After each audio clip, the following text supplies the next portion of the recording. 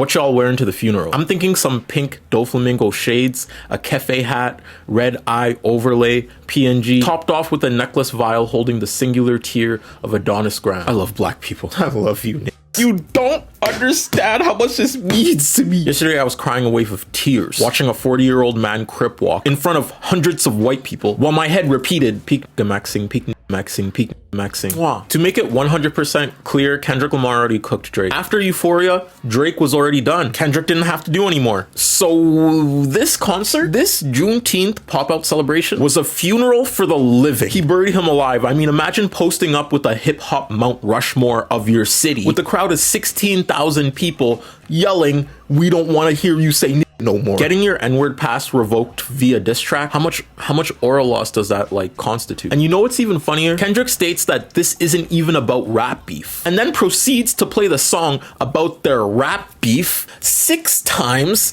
in a row. This is the equivalent of bringing a gun to a thumb wrestle and supposedly not planning murder. So what was this beef even about? Well, this beef was about authenticity. The reality of the situation is Drake, the rapper Drake, has never existed in black culture in a tangible form, the way everyone else on this stage has. Every single person on this stage in some way forms some type of configuration of black culture Kendrick has experienced in his life. And maybe you could interlink this to yourself, with your cousin that loves to crump, your cousin who smokes at the function, the little kid cutting it up, the pedophilic uncle.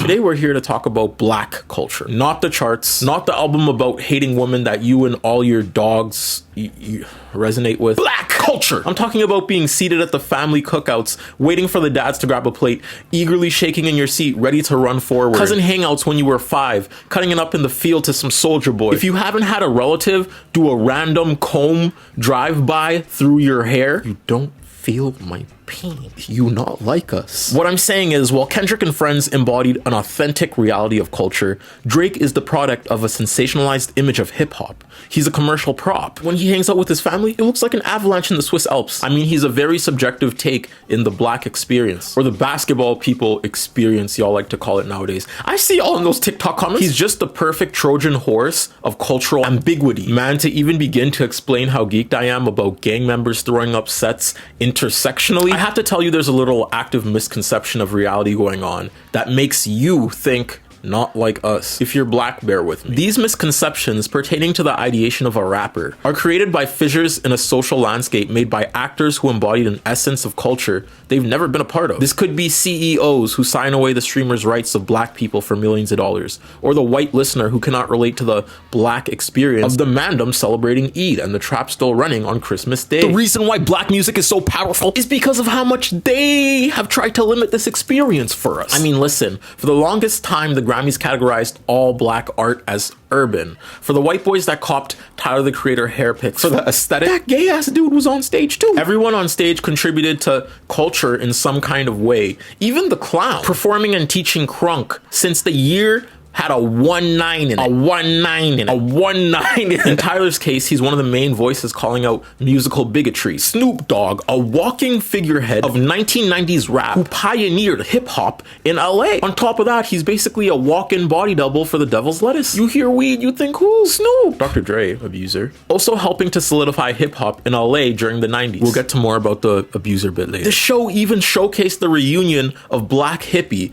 a group founded in 2009 by Schoolboy Q, Kendrick Lamar, and Absol. Roddy Ricch arguably having one of the best ad-libs of all time. T.Y., J-Rock, DJ Mustard, the list goes on and on and on and on and on. Let me stress the fact that Kendrick purposely chose gang members in order to showcase unity in the inner city struggle of Los Angeles as an homage to Nipsey and Kobe. What we saw was art rooted in black solidarity. This is billions of streams of music. This room probably made life 30% brighter on 4 different summers. This is an artistic display of dozens of lives that came up in the Los Angeles experience. The broader picture of authentic culture coming together on stage to celebrate unity should not fall on deaf eyes or ears. But today I want to giggle and say, hee, I told you so, because how long ago did I count that? How long ago did I check this boy? How? Yeah. Turd. Don't worry, Kendrick. Not even the Canadian niggas want to see Pac roll in his grave. Trust me, we was not with that. God is my witness, we was not with that. This video will be a fun conversation revolving around why I love the nebulous form of black culture I have the opportunity to live in. This is how you support my channel, by the way. This is how you support my channel. If you are ever like, I want to help support Turb. Oh my God, I really want to do it. This is how you should do it, actually.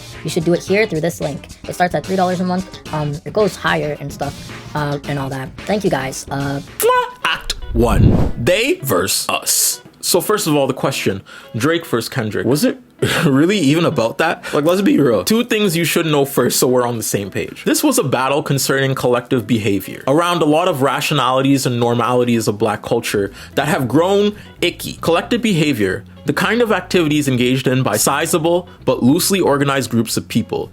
Episodes of collective behavior tend to be quite spontaneous, resulting from an experience shared by the members of the group that engenders a sense of common interest and identity. They being the depigmented pina coladanizers, us being black. See, this is why y'all can't take me nowhere, because black is a verb to me. Y'all be like, Thea, it's not all about race. Then why do all the lit niggas I know have pronouns and melanin? You just haven't been young turned and lit yet. And I get it, so let me catch you up to speed on what all the pretty bitches are doing. Big term, not the little one serving military, get it right.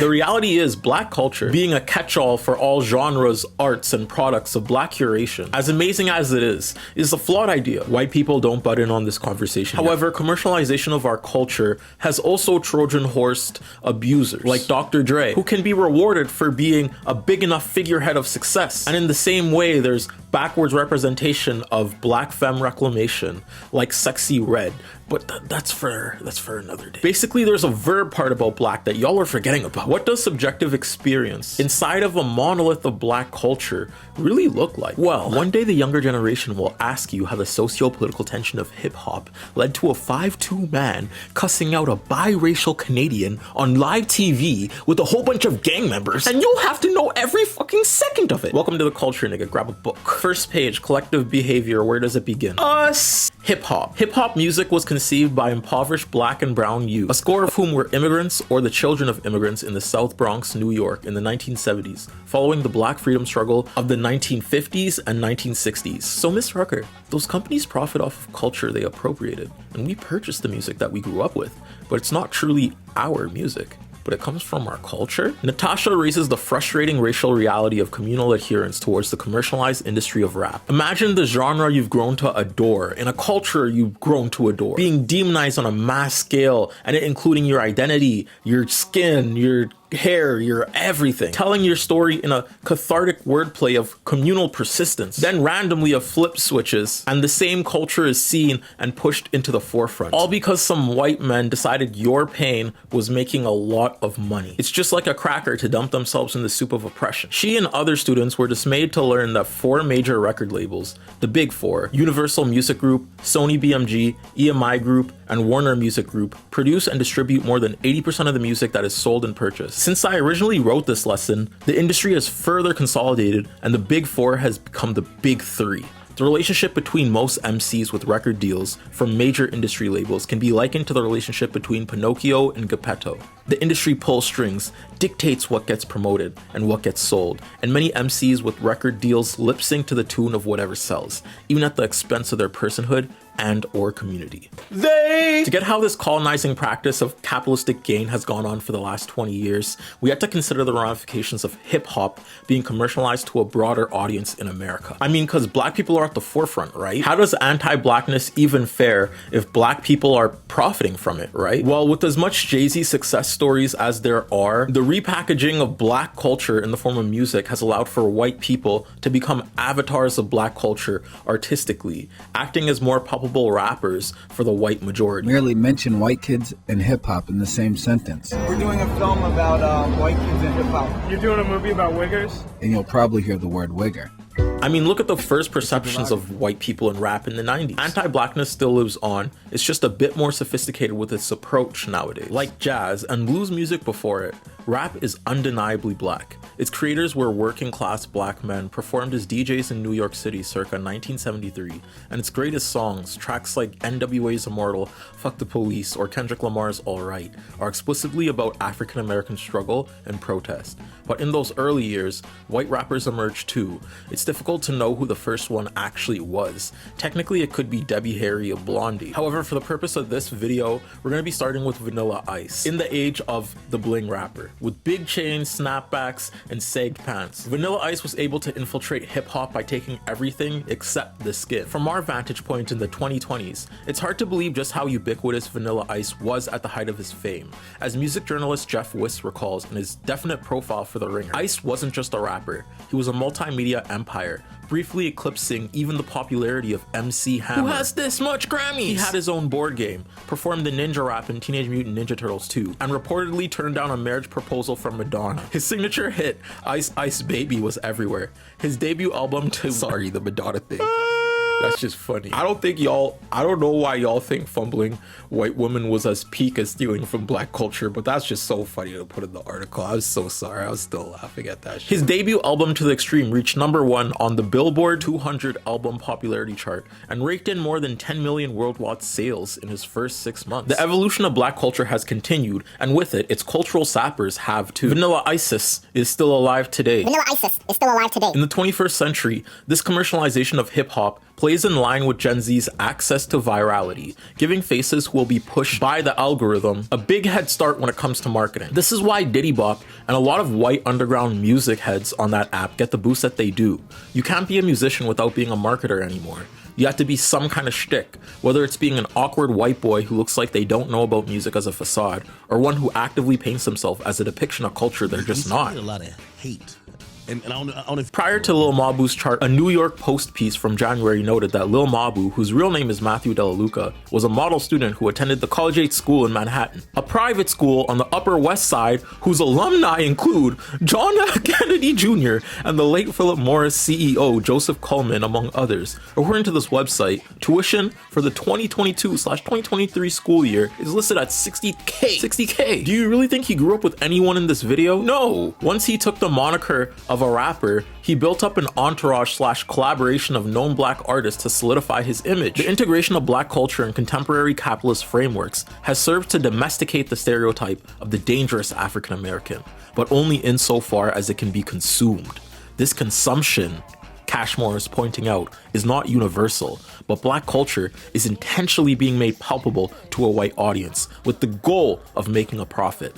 This is neither an accidental development nor the natural progression of anti-racist activism. It was a planned transformation, orchestrated by capitalists who saw an economic opportunity. Inflating the significance of black culture may work against the tangible enhancements to the lives of African Americans. The most significant value of black culture may be in providing whites with proof of the end of racism while keeping the racial hierarchy essentially intact. Rather than being a successful integration of black people into the public sphere, the commodification of black culture is a superficial show of tokenized representation that serves to obscure the ways in which this process has not only failed to create deep social changes, but has also effectively enacted existing power dynamics. Rap is shifting with the landscape of today's internet, and while white people have the benefit of fitting a delectable mold outside of racial connotation, leading to a lot of white people rising to the forefront, then why focus on Drake? Why Drake? There's a lot of people to target in Not Like Us. Why? Well, I mean, looking at a photo like this, clear distinction,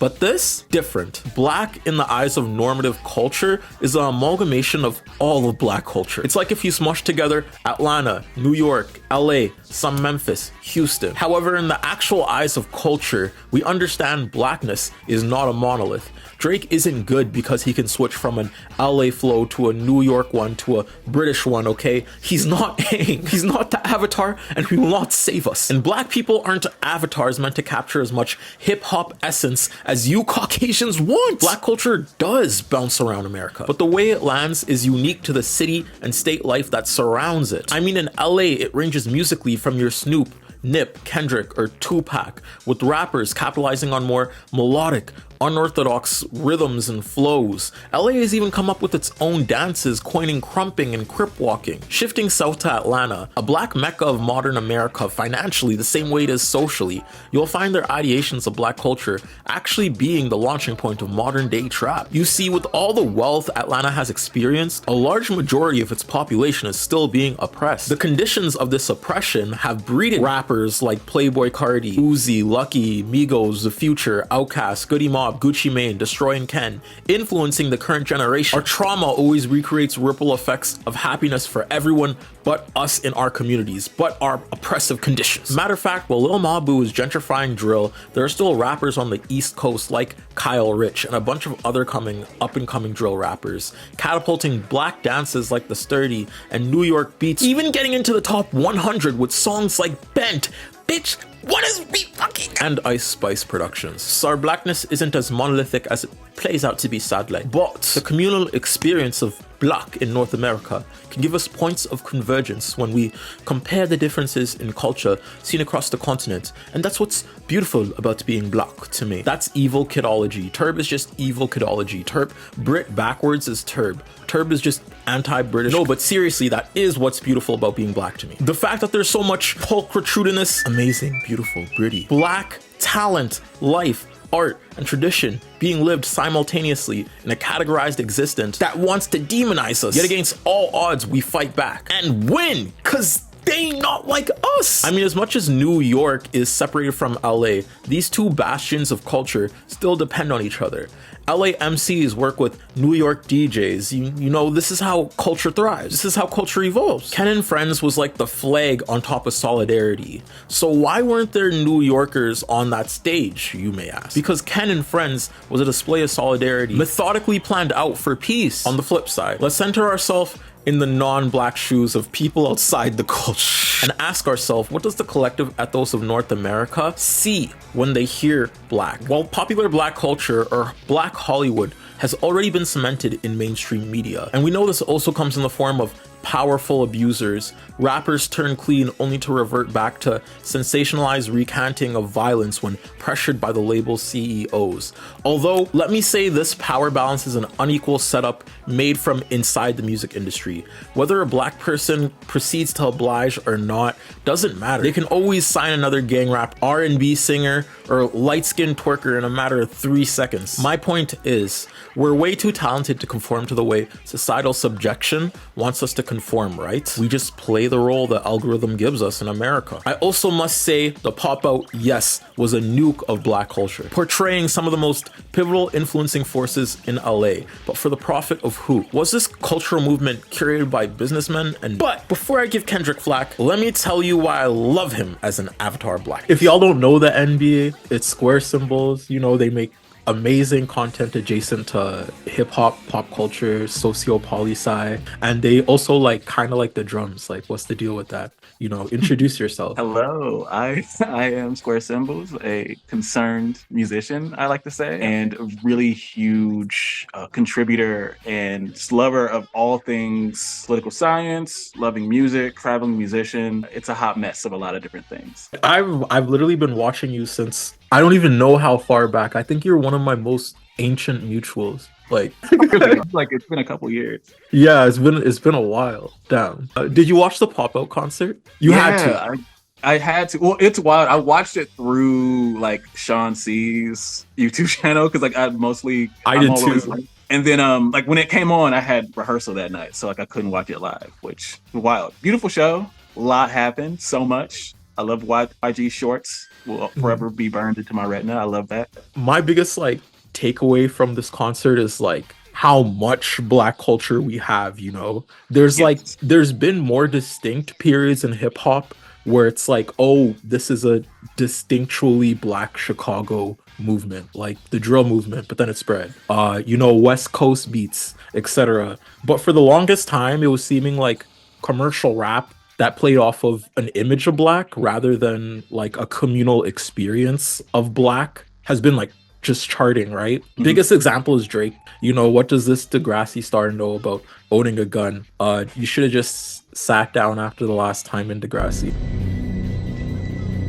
part. Yeah, like it's interesting with that show too, and the fact that he brought like Steve Lacy and Tyler out, which is incredible to me because I came up through that era where I remember in like the early 2010s, California just saw a huge boom in talent. We had the internet, which Steve Lacy was a part of, Tyler with Odd Future and Earl Sweatshirt, Vince Staples, and people don't necessarily talk about how they all loosely collaborate with each other in order to make that art movement sustainable. And that's why Kendrick knew them. That's why so many other people in LA, in California, Long Beach, North Coast, like the North Side, South Side, all of that, they kind of had to work together to build something that would get a larger eye and much more attention in the mainstream. Like Drake as a Canadian coming to fame and running the charts, like set a really bad omen for cultural representation up here. At the end of the day, I believe the products of Black culture were sold with the intention of enriching life under like a second-class existence, right?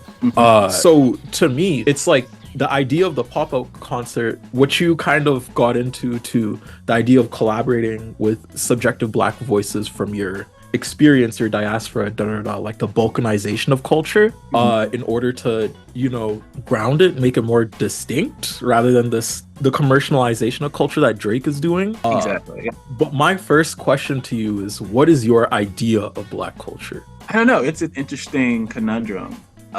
Being a musician, it's always been about creating the wave with limited resources. And that's something that I see as like a huge part of Black history in America specifically. So it is both the creating of a certain vibe, a style, an aesthetic with those limited resources, and then a respect for having what you got from your ancestors and then trying to find a way to remix it or add your own kind of taste or your own interpretation, your own style to it. And that is how it's perpetuated with, like, I would say hip hop culture, with music, with what we saw with the pop out, with like how Kendrick Lamar actually engages with art and with his discography. You can kind of see him engaging with different generations of Black art that he grew up with in a new and varied way.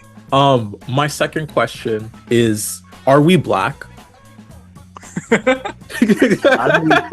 Organized, I guess so. It's like that thing where we talk about like racialization is something that is imposed upon Black people, and it is due to how people see me, and also the like very much connected experience of me and my ancestors and how we've had to like navigate life that kind of defines what Black identity is. And even if it is like something that contains multitudes, there are like certain signifiers and experiences that we can like kind of all allude to. And even though like shit is so hard and difficult, we can always like make jokes about it. And I feel like that's like a core part of like the Blackness too, where it's just like, shit is always gonna be rough, but like we got jokes. Because I talked a lot about the ubiquitous nature of Black identity, but it can be a good thing too.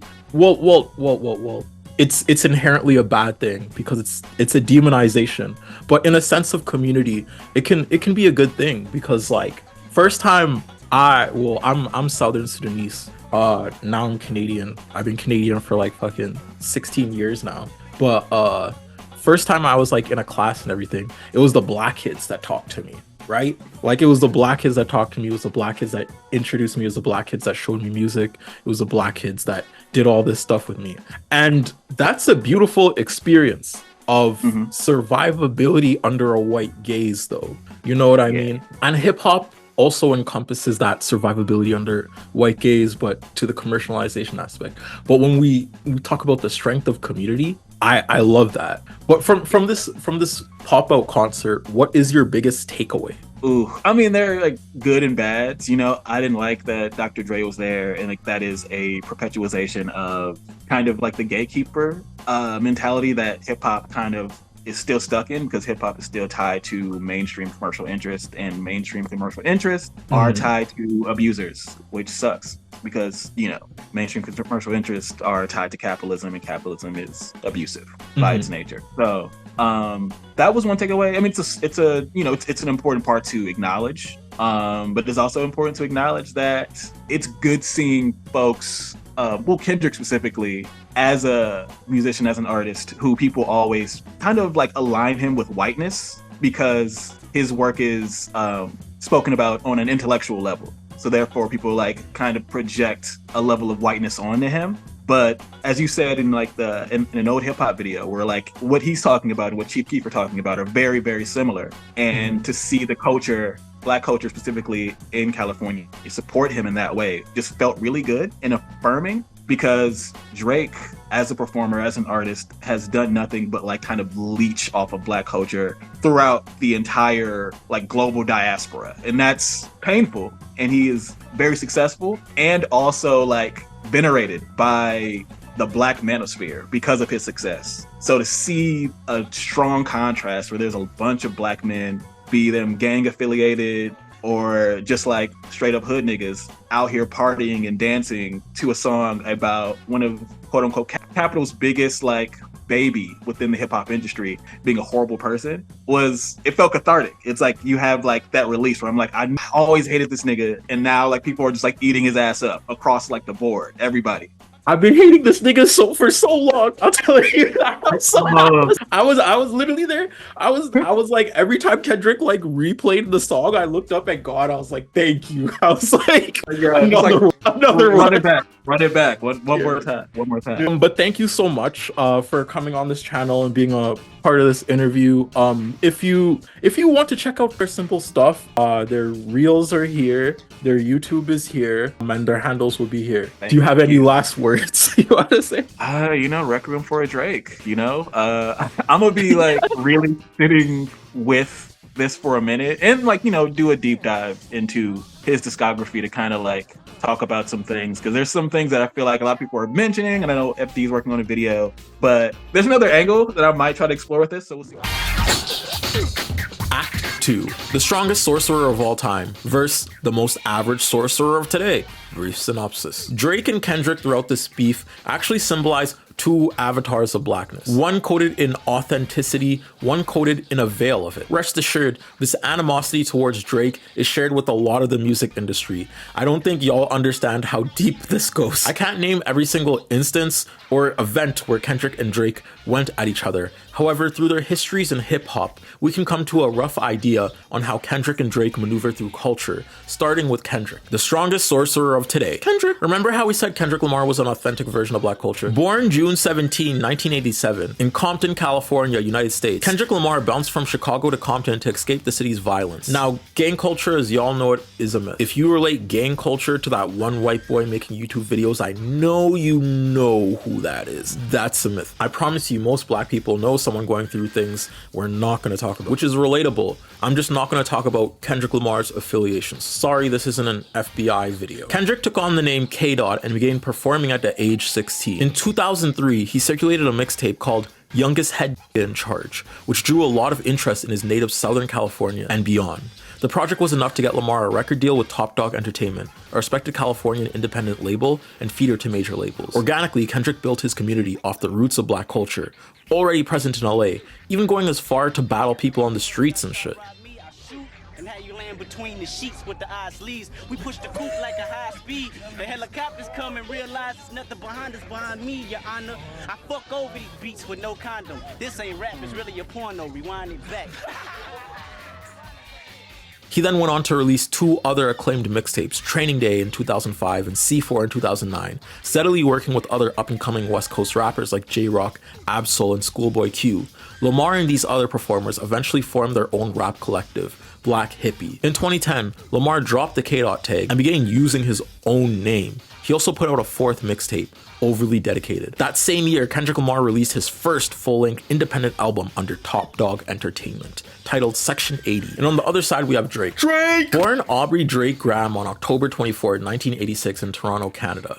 He came from a background in music. His father was Dennis Graham, drummer for Jerry Lee Lewis, and his uncle Larry Graham played bass for the Sly and Family Stone. However, at the age of 4, he'd start living with his mother in a predominantly affluent white Jewish neighborhood. Already, we see a stark contrast between Drake and Kendrick Lamar in connection to blackness. See, being Black in Canada isn't defined in terms of culture as much as it is in America. Drake even says, "It wasn't that I wasn't cool, it was that the kids that were cool, I wasn't on their wavelength, which made me sort of uncool, I guess." So like, it was, I just always felt like an outsider. I went, when I was in Forest Hill, it was an all Jewish school, like, and just being biracial, but still being Jewish. So I was like kind of connected to the kids, but like sort of distant. And when kids are young, they don't necessarily comprehend everything. Right. So it can get a little cruel. And I get that. How can I be more Southern Sudanese when I lived my life in Canada? How do I resist the assimilating Canadian identity for 17 years in return for a life I don't really remember? I'm thankful to have my hundreds of Southern Sudanese family members to keep me grounded throughout the years, but community doesn't exist in the same way it does in America, in Canada. In Black Like Who, Rinaldo Walcott says, "By and large, in both city and the nation, Black appeals for social justice remain unheard by those in authority. This is largely due to the continuing ambient place in the national imagination. Do we belong, and do we not belong? And if we belong, when does the nation begin to acknowledge Black arrivals? Recently, or going back to Confederation? Solidarity may still be found through Black culture and experience, as the same methods of racism are commonly established institutionally and verbally. We all know the sting of them. But the Black identity, for a lot of us, isn't a chattel slavery one. It's a one of refuge. It's not the same as the 300-year struggle of slavery that Black people in America went through. Not to detriment the Jamaican communities in Toronto doing it big. The Ghanaian ones and the Nigerian ones. The Congolese ones, the Haitian ones, the Caribbean ones, bro. We got a lot of mixes here. But for a lot of us, it's our first time being here. And without the educated process of Blackness in Canada, with institutions purposefully covering Black history, keeping us devoid of historical malpractices, Canada has successfully, for a very long time, been able to avoid and disregard the communal experiences of Black people in the country, while still othering them as a North American group and not acknowledging any harm the government has done in its Black cultural, intellectual, and physical genocide. It's structural, it's set up this way. So we look for depictions of our identity where we can get it. And I'm really saving this for another video, and I don't want to go off because this could be a whole 2-hour conversation. So let's just keep it there. But I just want to say, Black people in Canada, the government and the world isn't going to organize and give us culture. We have to solidify it ourselves without the help of an ambiguous cultural avatar like Drake. That's just playing into their rule book of othering and erasure. We have enough Black culture here. Let's celebrate it. Anyways, Drake was then casted through a connection via on the show Degrassi, then dropping out to pursue his acting career. He starred on Degrassi for 7 years, 2001 to 2009. Earning a Young Artist Award in 2002 for Best Ensemble in a TV Series, among other honors. The show quickly developed a devoted cult following. There are very few subtle Degrassi fans. Drake has said, propelling him to celebrity status in Canada, even while he remained relatively anonymous in the United States. Drake has been a rapper for around 20 years, starting by releasing rap albums while starring in Degrassi. He released his first mixtape, Room for Improvement, in 2006, followed that with the 2000 release of another mixtape, Comeback Season. More significantly, the song contained a verse of Briscoe and Flo Rida's Man of the Year, which featured Lil Wayne. Drake decided to leave Wayne's verses and hook intact while he provided the rest of the lyrics himself. This caught the attention of Jas Prince, son of Rap-A-Lot Records founder James Prince, who decided to play Drake to Lil Wayne himself. In 2008, Degrassi overhauled the cast, leaving Drake without a job. I was coming to terms with the fact that I might have to work at a restaurant or something just to keep things going, he remembers. But in early 2008, he received an unexpected call from Lil Wayne, who asked him to board a flight to Houston that night to join his Carter 3 tour. After touring and recording a number of songs with Lil Wayne, Drake released his third mixtape, So Far Gone, in February 2009. It featured Best I Ever Had, which peaked at number 2 on Billboard's Hot 100. While successful, a collaboration with Wayne and Trey Songz went gold and made Rolling Stone's 25 Best Songs to 2009 list. Since then, Drake has dominated radio airwaves. Meanwhile, Kendrick Lamar was touring, collaborating, and working with recording artists such as Young Jeezy, The Game, Talib Kweli, Busta Rhymes, and Lil Wayne, which led Dr. Dre to take him under his wing, becoming a mentor of a sort. The avenues Drake had were made available to him because of his financial privilege. However, Kendrick Lamar came from dirt. He had to run at every opportunity he had. When you compare their studio albums, which brought them fame in 2009, Thank Me Later versus Kendrick Lamar, the EP, there's a stark contrast to how lifelong experiences have shaped the way these two people have made music. I mean, throughout this album, even through the nitty-gritty of common day life, Kendrick Lamar is funny, grounded, witty, Throughout this EP, I used to write rhymes all day and night. While you were playing PlayStation, my pencil was erasing lines. My conscience only knew what's half tight. You could see how Kendrick Lamar parallels the innocence of his childhood, using it as a sort of trampoline of grounding amidst chaos. And this is actually reminiscent to a lot of things people do from that life when they're unpacking experiences of trauma related to them. It's always important to have care with yourself when rationalizing your experiences. And Kendrick is gentle to a relatable degree. At 3:14, it's time to give me a slice, my nigga. This is a dog's fight, my nigga. The soundtrack to life, my nigga. Kendrick Lamar, his mama called him that. He watched House Party and ate Apple Jacks, sold Sega games, his cousin sold crack. What I love about Kendrick though, is how he explores the dynamics of love under extreme circumstances. As we grow, we pick and choose who we want in our life. From you telling that 3-year-old person you don't want to be their friend anymore in elementary, to you at 17 to 18 years old deciding who you want at your high school graduation. And even though a lot of things went left in terms of decisions surrounding those in the family, he still shows sympathy. That's a very distinct internalization of Black solidarity a track can't really teach you. Pump, fake, jump shot, ball hit the back. Board dreams of being point guard was off of limits, Jack. That's because these Compton streets was built not to win. You killed the nigga. I stole a Bible. Is that a sin? Pardon me though, I'm searching for answers. The good kid from the ugly city. That's mad, he's handsome. Where's the love? On the other side, with Drake's album, he was very much leaning into the light-skinned prototype figure of the 2010s. I mean, we haven't forgotten the memes. Even Social Society had a very visceral reaction to the Drake actor to rapper shift, given the depiction of rappers being very gang-oriented, and he's a movie star. So first off, every track in Thank Me Now in some way addresses a woman in a certain way that I'm gonna get into. So track 1 with Rihanna. We know Rihanna, right? Queen forehead. Rihanna first met Canadian rapper Drake when he was an extra in her Pondy Replay music video in 2005. Though they started out as friends, the relationship turned romantic in May 2009 when the pair were spotted making out at a New York City bowling alley. But remember, we're in 2010 right now. And on this album, on the first song, Drake describes going on that date with Rihanna while being insecure about blogs on Instagram calling out Drake on one-sided infatuation. I could tell it wasn't love, I just thought you'd fuck with me. Who could have predicted Lucky Strike would have you stuck with me? Damn, I keep my wits about me luckily. What happened between us that night to trouble me? Which makes sense because when you get into the dichotomy of Drake, he's really just a bitch. Did you want me to lie? In an interview with the New York Times following the release of Thank Me Later, Drake expressed a different perspective. I was a pawn, he said. You know what she was doing to me? She was doing exactly what I've done to so many women throughout my life, which is show them quality time then disappear. I was like, wow, this feels terrible. That's a wild self-report, fam. That's a wild self-report. And since then, Rihanna has since had 3 kids and a number of different partners, while Drake still writes about her. This was 10 years ago. This was 10 years ago. Man, this wasn't that fling from August. This wasn't that fling from a year ago with your ex that you guys keep coming back to and like fucking each other all the time. No, this was something from 10 years ago, and they had a kiss at a bowling alley, bro. Get over it. Feminine infatuation, to say the least, doesn't stop there. Track 2 is with a wedding planner in Atlanta. Track 3 is with women in general. Track 5 with women and groupies. The point is, this album was anything but a reflection of a Black experience. Drake was playing the role of the self-proclaimed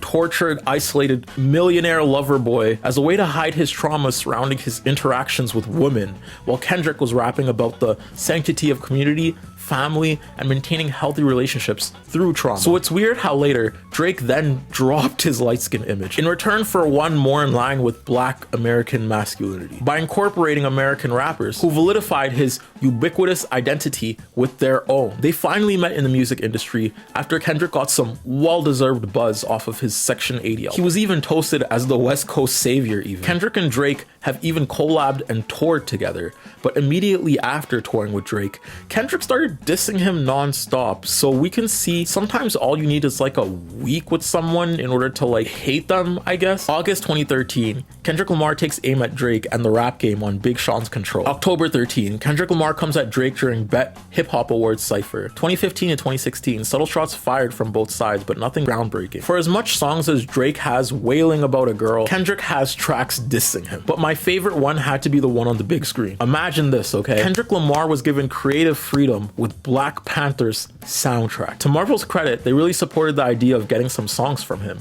At first, he was just going to do a few songs for the film, and then he came in and watched quite a bit of the movie, and the next thing I know, they were booking a studio and they were going at it. This was in 2016 to 2018, while Marvel was going on a monumental run, captivating the world with box office hit after box office hit, literally shifting media to such a degree that The Boys, Invincible, Suicide Squad, the revival of Spider-Man after these two flops can all be attributed to the post-Marvel run of the 2010s. They also had this crowning achievement called Black Panther 2. You might have heard of it. A gem in the black community, so widely received, it was one of the first black movies to gross billions worldwide. Kendrick and producer Soundwave wasted little time working on the soundtrack while on the Damn tour in August 2017. We probably came up with 50% of it. The production, the hooks, the ideas, Soundwave told NPR. When we got back from the tour in September, that's when we were able to execute our ideas and reach out to people we respected and whatnot. Kind of just put the stamp on it. So I want to say those 2 months was the most vital on that tour in terms of creative process. With the framework of Black Panther's soundtrack in place, Kendrick, Soundwave, and Coogler reached out to a diverse range of collaborators from across the African diaspora, reflecting the idea of Pan-African unity that underpins the movie. So you can't say Kendrick Lamar just hates Drake because he's not American black or LA black or from Compton. No, he's really loving other black communities, I promise. Throughout this soundtrack, African music is assimilated into Kendrick's sound. The Joburg rapper, Young and Black Rock, coolly delivers a tongue-twisting verse alongside Kendrick and Vince Staples. On the Paranoid banger, Oops, South African vocalist Java sings her voice on Seasons in Zulu, and Babes Wudruno delivers a show-stopping call and response verse on Redemption. It's funny how Kendrick didn't invite Drake. Right before this though, Drake was in Compton telling Kendrick, I would have all of your fans if I didn't pop out and I stayed on some conscious shit. And still finding the nerve to try to congratulate Kendrick Lamar in 2018 for outselling him with To Pimp a Butterfly. Well, Kendrick used this limelight of Black Panther to basically tell Drake to stay away from me. This whole verse is dedicated to Drake. Listen, tell me what you're gonna do to me. Confrontation ain't nothing new to me. You could bring a bullet, bring a sword, bring a maul, but you can't bring the truth to me. Fuck you and all your expectations. I don't even want your congratulations. I recognize your false confidence and calculated promises all in the conversation. I hate people that feel entitled. Look at me crazy because I didn't invite you. Or you important, you the moral to the story, you endorse a motherfucker. I don't even like you. Corrupt a man's heart with a gift. That's how you find out who you dealing with. A small percentage who I'm building with. I want the credit if I'm losing or I'm winning. That's some bullshit. This beef between Kendrick and Drake has long since been stirring. Kendrick, who clearly prides himself on working locally, only staying with the Black Panther album because of the Black Crew, would obviously have a history of ostracizing experiences he feels aren't genuine, especially when he has control of his music. Fast forward to 2024, the beef kicks off with Like That. On March 22nd, Future and Metro essentially released a breakup album for their frequent collaborator and former comrade, Drake. Drake and Future have nearly 30 collaborators. We Don't Trust You is packaged with subliminal messages seemingly directed at Drake regarding his shady maneuvers. However, it was Kendrick's relatively gentle prodding on the track Like That was ultimately the most. I hope they come with 3 stitches. I crash out like fuck rap. This Melly Mel if I had to. Got 2 T's with me. I'm snatching chains and burning tattoos. It's up. Not too many soldiers not to play it safe. If I walk around with that stick, I drink 3K. Nigga, I won't drop the low K. I still got PTSD. Nigga, fuck no. Nigga, it's just big nigga. Nigga, I'm really like that. And your best work with a light pack. Nigga, Prince live like a Mike Jack. Nigga, bomb. For all you dogs getting buried. That's a K with all these 9s. He gonna see Pet Cemetery. Nigga, bomb. And let me give nothing to Drake. But for a short time, it was seeming like he could come back. I mean, this verse initially was really just part of Metro Boomin's album. Sure, there were other insults thrown on prior songs, but this one was the one that made Drake attack Kendrick directly. With how violent the outcome of this battle has turned out, we have to remember Kendrick really wasn't gonna do that, at least like this. He was just gonna keep it hidden and probably move in the same way he did with the Black Panther album. Just discourage it and keep it under wraps. Whisper network type shit. Don't make me turn you to a song. After Metro dropped his work, speculation online did the thing, and the public fathomed Kendrick was dissing Drake and J. Cole. J. Cole dropped out very quick. I'm not even gonna cover J. Cole. This song's ass too. It's not even worth looking at. I mean, this photo and the Big 3 conversation of Kendrick Kendrick, Drake, and J. Cole have long since been around. All of this online backlash, though, led Drake to leaking his song Push-Ups. You ain't no big three, SZA got you wiped down, Travis got you wiped down, Savage got you wiped down. Like your label boy, you in a scope now. And you're gonna feel the aftermath of what I write down. I'm at the top of the mountain, so you tight now. Just to have this talk with your ass, I had to hike down. Big difference between Mike then and Mike now. So you're seeing, he's saying he's at the top of the mountain, like he's very tall. And Kendrick Lamar is at the bottom of the mountain because he's not selling as much and he's very short. And so when Drake has to talk to Kendrick, he has to walk down the mountain, right? Metaphorically and literally, because Drake is a very, very tall man. That's what he's saying in this song. That's it, really. Again, I'm giving nothing to Drake, but from a public point of view, Push-Up seemed like it was gonna do its job for some reason. I was confused on Twitter. It was exploding, making fun of Kendrick for doing these push-ups. In his diss tracks, he also calls Kendrick out for making a song with Taylor Swift, even though he did this corny ass shit. Posted up in another cracker hood like a token coon. Do you want to be the only coon to work with Miss Taylor Swift? Is that your white elite milk princess, Drake? Is that what you're saying? Is that only you can work with Taylor Swift because that's your elite milk princess? Damn, okay, Bowser. This nigga Bowser here. This light-skinned Bowser. Because Drake inherently has no solid footing in a battle against a rapper as authentic as Kendrick Lamar. However, Drake, being one of the most streamed artists in the scope of commercialized hip-hop, gives him the security as big as his platform can carry him in the eyes of his fans. His fans being mostly not like us. Anyways, notice how Kendrick, while community building, attacked Drake for his lack of communal agency and false embodiment of character, while Drake could only attack his stature. This battle to us is a battle of avatars. Kendrick embodying Black solidarity, unity, hustle, come up, experience, life. Drake embodying all the sensationalized history of rap that came before him in a commodified, delectable package. I mean, come on, Drake tried to use the culture and it backfired. Using an AI sampled diss track with Snoop Dogg and Tupac, cultural figments of LA, to taunt Kendrick. And then Snoop Dogg just did this. They did what? When? How? Are you sure?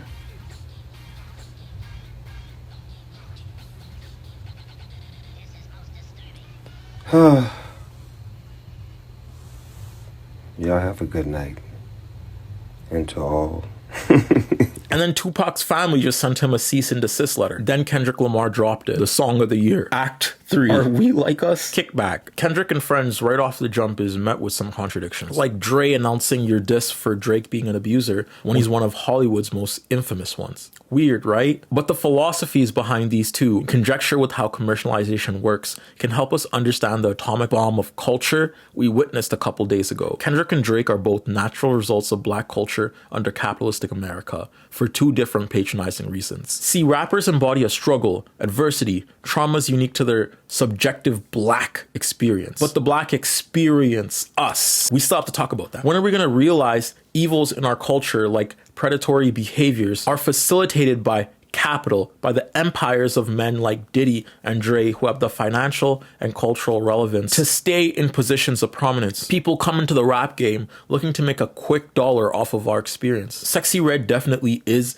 an embodiment of this trope, but for the sake of this video, I don't think including Black femmes in the last section in a bad light will be good for this story between two men fighting, right? So let's look at 50 Cent and Jay-Z. In the same way, meeting with Donald Trump in order to secure personal financial gain, reforming into prototype businessmen, and conforming to become the same bastions of wealth, which gatekeep us from progress intracommunally. I mean, Eric Adams just announced an active and open police state in New York, with soldiers sanctioned at the entrance of trains, with automatic weapons, soldiers trained by the IDF, by the way, fueled by the idea of shutting down crime, heavily related to the degradation of New York inner city Black folk. And 50 Cent is still actively going out and meeting with politicians, still trying to line his pockets. Holy fuck, these are our leaders. Are we cooked? To the audience, especially the Black audience, I want you to listen to what I say deeply and apply this to your life. Then talk to me and vent however you want in the comments section.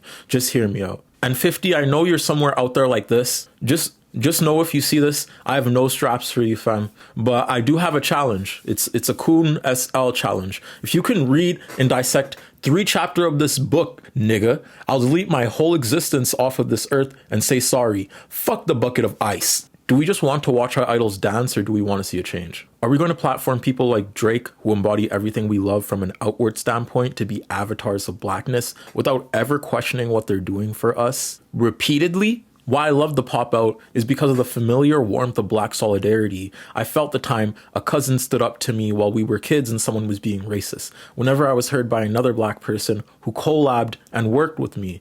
Whenever I imagined some kind of illusion pertaining to my ideal reality of love. I mean, Kendrick literally stopped Black Death for however long it may be in a truce on stage, doing the job of state-run police, receiving millions of dollars of funding with just a display of togetherness. They Not Like Us is a cry to community. It says, yes, we're different. Yes, we have all these fucked up flaws in our communities we need to fix. Yes, we have generational trauma. Yes, we don't know what we're doing all the time, but we're moving as a unit and we all heard it. However, where did that money go? To the billionaire Jeff Bezos. The peace we have in our community is one of sanctity, which I love. This is also the reason why it's important to take a step back and ask myself, the same way you should ask yourself, in your personal life, in art, everywhere. What are you seeing? And will this really make a change? This song may give us catharsis this summer.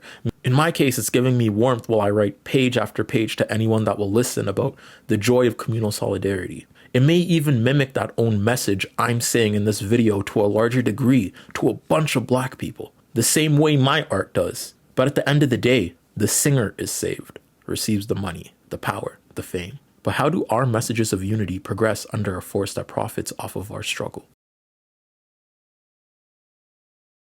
Hey, this is Turb. Thank you again for coming back from another video. This has been like the 3rd one in a row within a month time span. Someone guard me. I'm balling like I'm Tracy McGrady against some white coach's son. I'm balling like I'm Damian Lillard when he sees Russell Westbrook. I'm balling like Angel Reese in that one game with Caitlin Clark. If you like the video, my Patreon is here, Patreon in bio. Thank you to all my Patreon members for helping me eat. And I'll see you later.